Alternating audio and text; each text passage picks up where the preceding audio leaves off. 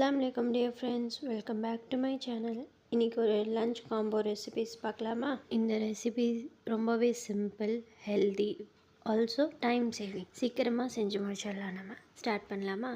ஒரு 3 கப் துவரம் பருப்பு எங்கள் ஃபேமிலிக்கு தகுந்த மாதிரி நான் எடுத்திருக்கேன். உங்களுக்கு எவ்வளோ யூஸ் ஆகுமோ அவ்வளோ எடுத்துக்கோங்க. அதை நான் ஒரு 10 மினிட்ஸ் ஊற வச்சுருக்கேன். அதை நல்லா வாஷ் பண்ணிவிட்டு ஒரு 20 to 25 சின்ன வெங்காயம் எடுத்திருக்கேன். பூண்டு, சின்ன வெங்காயம் கண்டிப்பாக போட்டுக்கோங்க.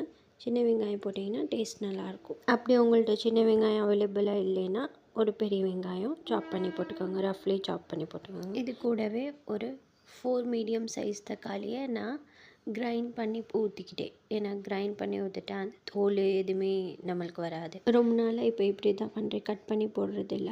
அப்புறம் தேவையான அளவு மஞ்சத்தூள், ஒரு ஸ்பூன் விளக்கெண்ணெய் ஊற்றிருக்கேன்.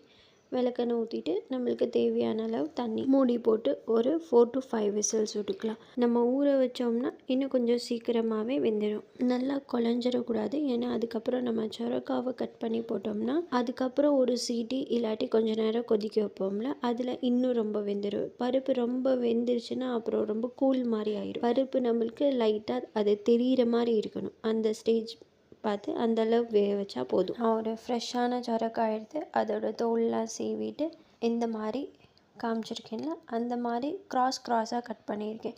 சொரக்காவை ரொம்ப குட்டி குட்டியாக கட் பண்ணிடாதீங்க, அப்புறம் அது வெந்துச்சுன்னா கரைஞ்சிரும். இந்த மாதிரி பெருசாக இருந்தால் தான் சாப்பிட்றதுக்கு நல்லாயிருக்கும். பருப்பு வெந்து முடிகிறக்குள்ளே நான் இங்கே சொரக்காய் கட் பண்ணிவிட்டு நெக்ஸ்ட்டு பொரியலுக்காக கேரட்டை கட் பண்ணி வைக்க போகிறேன்.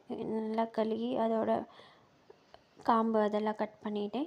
இப்போ சின்னதாக குட்டி குட்டியாக தேவையான அளவு சாப் பண்ணி எடுத்துக்குவேன். பருப்பு வேகிறதுக்குள்ளே இந்த மாதிரி வேலையெல்லாம் நம்ம பண்ணிட்டோம்னா நம்மளுக்கு இன்னும் ஈஸியாக குயிக்காக முடிஞ்சிடும். அது சீட்டி அடங்குற வரை வெயிட் பண்ணியிருக்கேன். சீட்டி அடங்கிடுச்சு. இப்போ ஓப்பன் பண்ணி பார்க்கலாம். பருப்பு இந்த அளவு நல்லா வெந்திருக்கு பாருங்கள், தெரியுதா? இப்போ பருப்பு மாதிரி தெரியுது நம்மளுக்கு. அந்த ஸ்டேஜில் சொரக்காவை போட்டுடலாம். சொரக்காய் ஃபஸ்ட்டு மிளகாத்தூள் போட்டுக்கலான்ட்டு சொரக்காய் வச்சுட்டு நான் யூஸ் பண்ணியிருக்கிறது சாம்பார் தூள், வீட்லேயே அரைச்சது தான், ஹோம்மேட். அது மிளகாத்தூள் தேவையான அளவு போட்டுட்டு உப்பு அதையும் போட்டுட்டு சொரக்காவையும் போட்டு எல்லாத்தையும் நல்லா ஒரு மிக்ஸ் பண்ணிவிட்டு கொஞ்சோண்டு இன்னும் கொஞ்சம் தண்ணி ஊற்றிக்கிட்டேன். ஏன்னா சொரக்காய் நிறையா இருக்குல்ல. இதை இப்போ மூடி வச்சு ஒரு சீட்டி விட்டுக்கிறேன். அது வேகிறக்குள்ளே நம்ம இன்னொரு அடுப்பில் கேரட் பொரியலுக்கு தாளிக்க ஸ்டார்ட் பண்ணிடலாம். கடாயில் தேவையான அளவு எண்ணெய் ஊற்றிட்டு 2 ஸ்பூன் தேங்காய் எண்ணெய் ஊற்றிருக்கேன். அதில் கட் பண்ணி வச்சுருக்கோம்ல கேரட், அதை போட்டுட்டு ரொம்ப ஈஸி குயிக்காக செஞ்சு முடிச்சிடலாம். அதை கொஞ்சம் எண்ணெய் எக்ஸ்ட்ரா ஊற்றிக்கோங்க. அதில் கொஞ்சம் மஞ்சத்தூள், உப்பு ரெண்டையும் போட்டு ஒரு நல்லா மிக்ஸ் பண்ணி எண்ணெயிலேயே ஒரு ஹாஃப் குக் ஆகிற அளவு 50% to 60% குக் ஆகிடணும். எண்ணெயிலேயே அந்த மாதிரி நல்லா குக் பண்ணிடுங்க. எண்ணெயிலேயே வதக்கிட்டு மூடி வச்சு குக் பண்ணிடுங்க. கேரட் குக் ஆகிறக்குள்ளே நம்மளோட சொரக்காய் ஒரு சீட்டி வந்துடுச்சு. அதை சைடில் வச்சுட்டு நான் இப்போ சாம்பார் தாளிக்க ஸ்டார்ட் பண்ணிட்டேன். அதுக்குள்ளே கரண்ட் போயிடுச்சு, அதனால் கொஞ்சம் டார்க்காக இருக்கும், அட்ஜஸ்ட் பண்ணிக்கோங்க. தேவையான அளவு எண்ணெய் ஊற்றிக்கிட்டு கண்டிப்பாக தேங்காய் எண்ணெய் 2 ஸ்பூன் ஊற்றிக்கோங்க. அதில் டேஸ்ட்டு சூப்பராக வரும். கடுகு, கருவேப்பிலை, வரமிளகா, வெங்காயம் எல்லாம் போட்டு தாளிச்சிட்டு பெருங்காயத்தூள் கண்டிப்பாக போட்டுக்கோங்க. அதுவும் லாஸ்ட்டாக நம்ம சாம்பார் ஊற்ற போகும்போது தான் பெருங்காயத்தூள் போடணும். ஃபஸ்ட்டே போட்டிங்கன்னா அது கருகிடும்.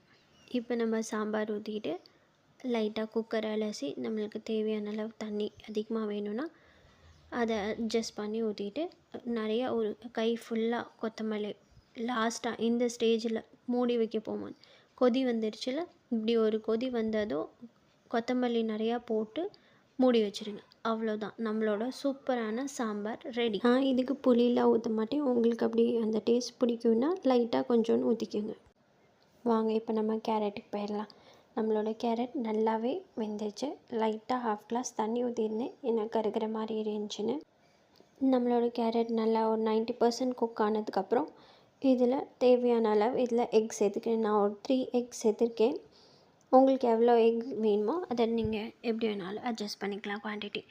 எக் போட்டதுக்கப்புறம் நல்லா மிக்ஸ் பண்ணிவிட்டு ஃபஸ்ட்டே நம்ம உப்பு போட்டிருக்கோம்ல, கொஞ்சம் நான் எக்ஸ்ட்ராவாக தான் தூக்கலாக சேர்த்துருக்கேன். ஏன்னா முட்டை போட்டால் அது அட்ஜஸ்ட் ஆகிக்கணும்.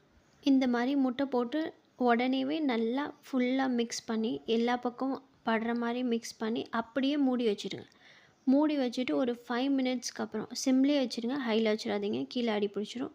5 மினிட்ஸ்க்கு அப்புறம் எடுத்து இப்படி கிளறி விட்டிங்கன்னா தானாக அழகாக உதிரியாக வந்துடும். இப்போ நம்மளுக்கு தேவையான அளவு பெப்பர் போட்டிருக்கேன். நான் இதில் மிளகாத்தூள் யூஸ் பண்ணல, மிளகாவும் யூஸ் பண்ணல, பெப்பர் யூஸ் பண்ணியிருக்கேன். நல்லா சூப்பராக இருக்கும் காரமாக. நல்லா ஃபுல்லாக கை ஃபுல்லாக கொத்தமல்லி இது கண்டிப்பாக போடுங்க, அதோட டேஸ்ட்டு சூப்பராக இருக்கும். அவ்வளோதான் ஃப்ரெண்ட்ஸ். இதை நல்லா ஒரு 5 மினிட்ஸ் 2 மினிட்ஸ் குக் பண்ணாவே போதும். ஏன்னா நம்ம கேரட்டும் குக் ஆகிருக்கும், எக்கும் குக் ஆகிடுச்சு, எல்லாம் குக் ஆகி நம்மளோட சூப்பரான எக் பொரியல் இஸ் ரெடி. கேரட் எக் பொரியல் இஸ் ரெடி.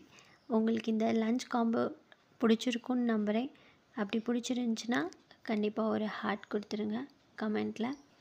இந்த வீடியோ பிடிச்சிருந்தா கண்டிப்பாக லைக் பண்ணி என் சேனலுக்கு புதுசுன்னா சப்ஸ்கிரைப் பண்ணிக்கோங்க. இதே மாதிரி நெக்ஸ்ட் வீடியோவில் பார்க்குறேன். தேங்க்ஸ் ஃபார் வாட்சிங். பாய்.